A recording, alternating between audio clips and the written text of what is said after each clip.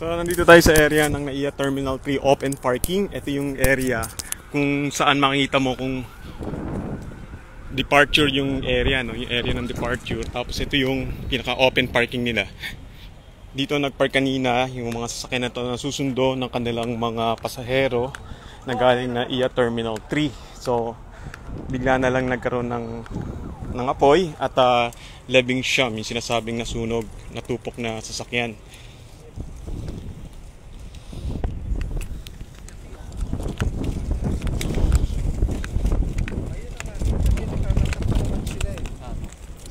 Initially, sinasabi ng BFP ay grass fire. Maaaring may naglaglag ng upos ng sigarilyo na naging cause ng grass fire kasi makita naman ninyo tuyo na yung grass dito, or maaaring meron din nag-spark na sasakyan na may naiwan ng mga lighter or alcohol item na pwedeng mag-spark dito sa loob ng sasakyan kaya sumabog.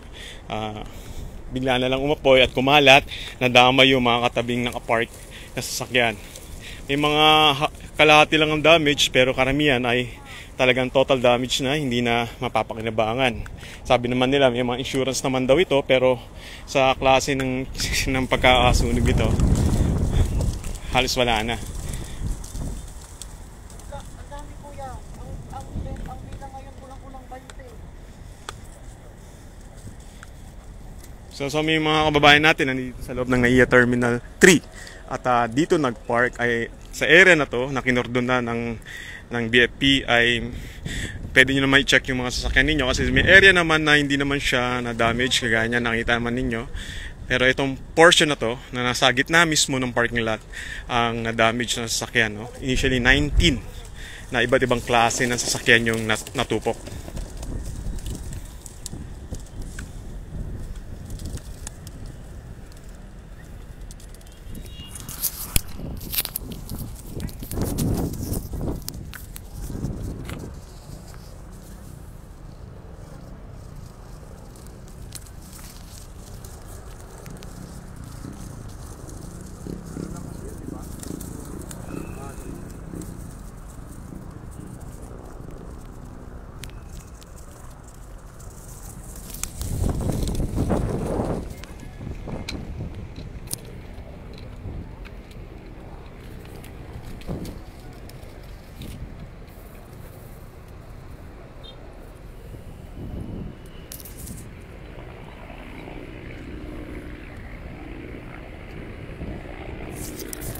Boss, anong oras minimum yung sasakyan mo rito?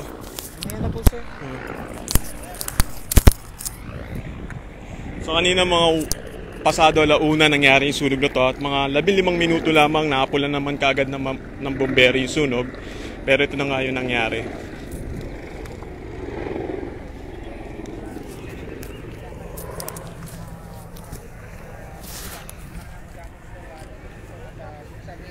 Ito yung nasa labas ng perimeter ng terminal mismo. Ayun natin. Sa kasalukuyan, wala tayong nakikita sa mga pagkawad ng red zone. Meron po bang injured kanina doon sa sunog? Meron po bang na-injured? Wala naman pong na-report na... Wala naman po, wala daw po. Opo. Kasi karamihan wala naman. Doon sa naturang sunog kanina. At mabilis din naman na dumating yung mga nagagang na po.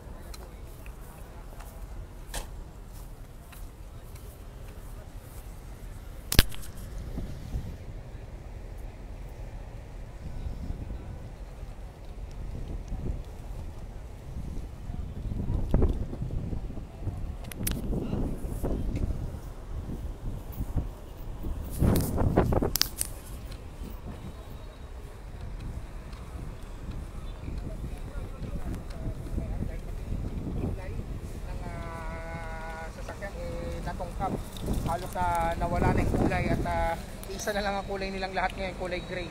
At ngayon nandito sa loob yung dumagdag itong tangke ng Bureau of Fire Protection na sinusubukang basahin din ng tubig itong ilang pa. Kung natin kung magre-rekindle may binobomba ngayon isang kotse na naman ng tubig. Mukhang magre-rekindle pa ito.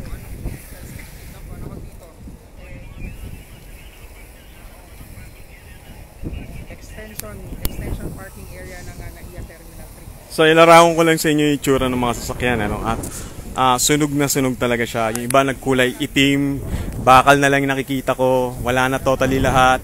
Pagkatapos malawak yung naging cause ng sunog, ano. Makita niyo maitim yung parte na yan. Hanggang dun yan sa dulo na yon. Ganon kalawak yung naging parte ng sunog. Sabi nila mahangin daw kasi kaya mabilis at magkaadigat yung mga sasakyan. Kaya nangyari ay nagkadamay-damay at natupok nga itong mga sasakyan na nakapark dito sa open parking dito sa NAIA Terminal 3. Grass fire yung sinasabi nilang initial information, pero inaalam pa ng BFP. Bagamat tukoy na nila yung sasakyan na pinagmula ng apoy, ay inaalam nila yung naging cause bakit ito nasunog at kumalat sa mga ibang sasakyan.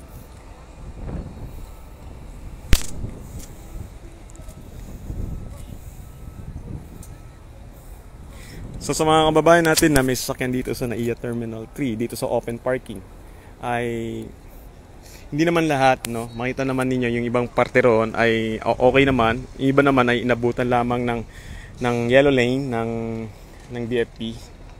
At patuloy naman na nagkaroon ng clearing operation yung BFP.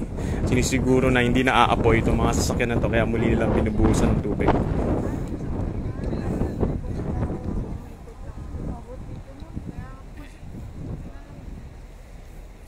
So yan muna ang latest dito sa NAIA Terminal 3. Ako si Gary De Leon, nag-uulat para sa News 5.